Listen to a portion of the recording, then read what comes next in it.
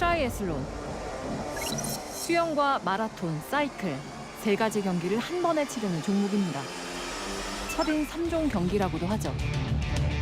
보통의 인내심으론 도전하기 힘든 종목이라 철인이라 부른답니다.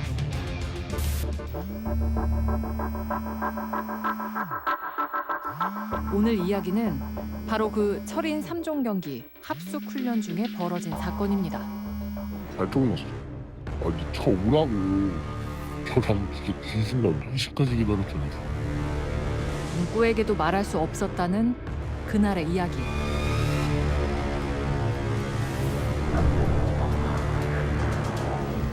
스포츠계를 뒤흔든 사건이 세상에 알려졌습니다.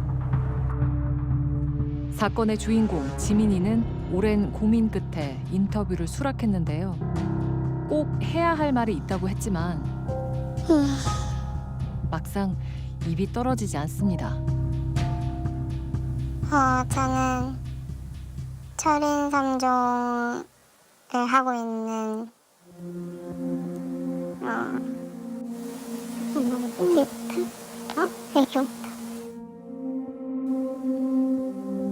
중학생입니다. 지민이는 철인 3종 청소년 유망주로 꼽히는 선수였습니다. 우수한 선수들이 참여하는 동계 훈련에 가게 됐는데요. 여자 5명, 남자 5명 이렇게 대표 선발이 돼서 이제 다 같이 합숙을 해요. 이제 합숙 훈련하면서 다 같이 이제 실력도 기르고. 지난 1월 8일 훈련장에 갈 때까지만 해도 지민이는 기대에 부풀어 있었습니다. 그런데 합숙 둘째 날 밤 일이 벌어졌다고 합니다. 그 1월 9일 날 전화를 하고 있었는데 이제 문이 열려 있던 거예요. 선배 방 문이. 그래서 저는 이제 그냥 이렇게 쓱 보고 다시 지나갔거든요. 근데 저를 부르는 거예요. 누구세요? 선배가요. 빨리 뿌리치고 나가야겠다는 생각이 들긴 했어요. 근데 손목을 딱 잡고 안아주는 거예요. 힘 쓰지 말라는 거예요. 그럼 손목 놔라 했더니 그냥 그대로 그냥 끄고 저 그냥 방 안으로 들어갔어요. 당시 선수들이 묵었던 숙소에 가봤는데요. 복도에 CCTV가 설치되어 있습니다. 지금부터는 그날의 실제 영상입니다. 지민이가 어느 방 앞으로 갑니다. 아까 말한 선배의 방인데요. 잠시 후 지민이의 팔이 방 안으로 당겨집니다. 들어가지 않으려고 버텨보지만 결국 방 안으로 끌려 들어가는 모습이 CCTV에 고스란히 담겨 있었습니다. 하지만 지민이는 누구에게도 도움을 청할 수 없었다는데요. 왜 도움 요청 못했는지 그때는 사실 잘 몰랐었어요. 되게 저한테 속상했어요. 왜 도움 요청을 못했지? 이런 생각을 했던 것 같아요, 그때. 그 이유를 엄마도 한참이 지나서야 알게 됐다는데요. 본인 얘기도 들어주지도 않는 감독한테 얘기를 할 수도 없었고 자기를 왕따시켰던 사람들한테 아무도 도움을 요청할 사람이 없었던 거예요. 지난 여름 하계 훈련 당시 지민이는 따돌림을 당했다고 합니다. 그래서 얘기를 꺼내봤자 아무도 자기 편이 돼주지 않을 것 같았다는데요. 선배가 저를 소외시킨 거에 대해서도 주도를 했고 잘못하면 이제 또 하계 때처럼 될까 봐 다들 그 선배 말을 더 믿으니까 제 말보다는. 다음 날 밤 지민이에게 전화가 걸려왔습니다. 문제의 그 선배였는데요. 지민이는 용기를 내서 다른 동료에게 도움을 구해보기로 했습니다. 그리고 그의 조언대로 자는 척 연락을 받지 않았고 그날 밤을 무사히 넘겼다고 합니다. 하지만 다음 날 그 선배는 끈질기게 전화를 했답니다. 자는 척 숨어있던 지민이에게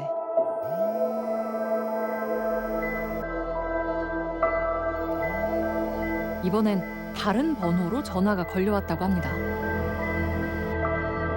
받아든 전화에서 뜻밖에도 그 선배의 목소리가 들려왔습니다. 콜 와라 이렇게 얘기를 하고 엄청 저한테 욕을 하는 거예요. 지 때문에 어제 못 잤다 이런 식으로 얘기를 하는 거예요. 지금부터는 당시 통화 내용을 그대로 들려드리겠습니다. 여보세요? 네, 이 어디야? 지하 1층이요. 저랑 진짜 뒤질라면 1시까지 기다렸잖아. 왜요? 출근 뒤에 너 우리 살짝 발동 났어. 아니 저 오라고. 진짜 오늘도 안 오면 손절한다 이렇게 얘기를 하는 거예요. 다시 그 파괴 때처럼 돌아갈까 봐 너무 무서워가지고 그냥 그게 너무 무서워서 또 갔던 것 같아요. 다시 또 따돌림을 당할까 두려워서 선배의 방으로 향할 수밖에 없었다는데요.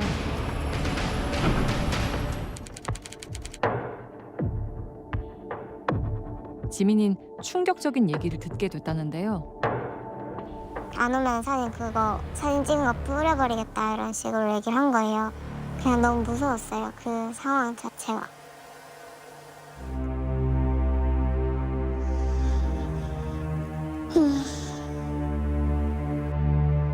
사진을 유포하겠다는 말에 지민인 다시 그 방으로 가게 됐고 더 충격적인 일이 일어났다고 합니다. 그 제 배 위에 앉았거든요. 깔고 뭉겠다고 해야 되나? 그때 본 것 같아요. 위에 누가 있었는지. 그 방 2층 침대에 누군가 숨어 있었답니다. 제목을. 그러면은 자기가 내보낼 테니까 그 옷장 안에 있으라는 거예요. 저한테. 근데 그거를 제가 보면 알잖아요, 누군지. 틈이 있어가지고 봤는데 근데 그게 알고 보니까 선배였던 거예요. 지민이가 말한 당시의 상황은 복도 CCTV에도 담겨 있었는데요. 문제의 방에서 나오는 다른 남자 선배. 그런데 웬일인지 자기 숙소로 돌아가지 않고 다시 그 방으로 다가갑니다. 방 문에 귀를 대고 있는 듯 보이는데요. 그러다 자리를 피합니다. 방 안에서 무슨 일이 벌어지는지 알고 있었던 걸까요? 잠시 후 선배가 손짓을 하며 지민이를 내보냅니다. 그러자 지민이는 황급히 자기 방으로 돌아갑니다. 다음 날부터 지민이의 모습이 담긴 사진이 아이들 사이에 퍼지기 시작했답니다. 제가 듣기로는 남자아이들이 영상을 보면서 행위를 따라하고 있었다. 그 행위를 여자아이들이 있는 데서 흉내를 냈대요. 근데 이거를 심각하게 느껴서 영상을 찍어서 여자애들한테 전달이 되면서 여자아이들이 트레이너한테 제보를 한 거죠. 사건을 인지한 철인 3종 협회는 곧장 조사에 착수했습니다. 그런데 현장에 달려온 지민이 부모에게 협회는 두 사람이 합의하에 관계를 가진 거라고 설명했다는데요. 뭐 유포되면 안 되니까 뭐 삭제하는 게 어떻겠냐라는 식으로 얘기를 하셨다고. 그렇게 중요 증거일 수 있는 사진이 삭제가 됐고 지민이는 단 한 차례의 조사도 받지 않고 퇴소 조치됐다고 합니다. 저희 아이한테 물어본 사람이 아무도 없었던 거예요. 당사자잖아요. 당사자 얘기가 제일 중요한 거 아닌가요? 그것도 가해자한테만 물어보고 피해자인 저희 아이한테는 물어보지도 않았다는 거는 자기만의 그런 고정관념으로 사건을 처리한 거잖아요. 부모님이 이의를 제기하자 스포츠 공정위원회가 열렸는데요. 그리고 2개월 뒤 촬영물 유포를 이유로 선배는 자격정지 1년 6개월의 징계를 받았습니다. 그런데 지민이도 징계를 받았습니다. 체육인의 품위를 훼손했다는 게 이유였습니다. 선수 같은 경우는 말 그대로 어떤 성적인 관계에 대한 징계가 아니었습니다. 협회 규정상으로 적용할 수 있는 거는 체육인의 품위 손상이죠. 위원들이 판단할 때는 의원을 봤을 때 어떤 강제성이 많이 없다라고 판단했기 때문에 사진 자체를 봤던 사람들의 증언에 따르면 그 선수가 본인이 인식을 못했다는 그런 증거는 없었고 장면을 응시하는 그런 상황이었기 때문에 본인이 그 촬영에 대해서 인지를 못했다는 판단은 안 됐습니다. 인지를 하고 있었으니까 동의는 했다라는 이제 그 과정으로 도출이 된 건가요? 네, 맞습니다. 협회의 이 말이 그 자체로 모순이라고 생각을 하거든요. 그러니까 본인들은 판단하지 않겠다라고 하면서 이 피해자에게 징계를 내렸다라는 거는 사실상 합의된 성관계라는 전제하에 징계를 내린 겁니다. 결국은 피해자의 진술을 외면했기 때문에 이런 이야기를 할 수 있는 거다라고 생각을 합니다. 그리고 협회의 대응이 시작부터 잘못됐다고 지적합니다. 아동 청소년 성보호법 제34조에 따르면 체육협회 아주 특정이 되어 있습니다. 그래서 체육협회는 그 아동 청소년에 대한 성사안을 인지한 즉시 수사기관에 신고할 의무가 있다라고 규정을 해놓고 있습니다. 이 사안을 인지한 사실 그 즉시 신고를 했어야 됐거든요. 실질적으로 신고 의무를 위반했다라고 봐야 되겠죠. 지민이 부모님은 성폭행 및 불법 촬영에 대해 경찰에 신고했고 현재 수사가 진행 중인데요. 구체적인 사항을 말씀을 드릴 수가 없어요. 하여튼 조만간에 이제 좀 끝날 수 있도록 좀 서두르고 있다. 가해자로 지목된 선배 측의 입장을 듣고 싶었지만 연결이 되지 않아 음성 사서함으로 연결되며 답은 없었습니다.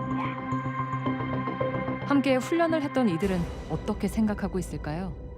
몇 가지 여쭤보고 싶은 게 좀 있어서 전화를 드렸는데 지금 수사의 결과가 나오지도 않은 상태에서 저는 편파 방송이라고 생각을 하고 있거든요. 혹시 만나 뵙고 잠깐 이야기를 나누는 건 좀 어려울까요? 네, 싫습니다. 사건 이후 지도자들을 포함해서 모두가 침묵하는 상황. 그런데 모두가 침묵하는 이유를 알 것 같다는 협회 관계자 한 명의 얘기를 들을 수 있었습니다. 체육협회가 특성상 특히 이제 성 관련이 된 그런 민감한 주제들에 대해서는 이슈화가 됐을 때 무조건 이 사람들이 잘못했다 식으로 대중이 질타할 게 두려워서 저는 무조건 은폐 시도가 있었다고 느껴집니다. 5년 전 있었던 그 사건에 대해서도 조기에 어떤 권익 구제가 이루어지지 않아가지고 피해자가 정말 그런 울분을 느꼈던 건인데 정말 여기는 죽음으로써 내 억울함을 소명하지 않는 이상 조용히 그냥 묻혀서 넘어가는 곳이라고 느꼈습니다.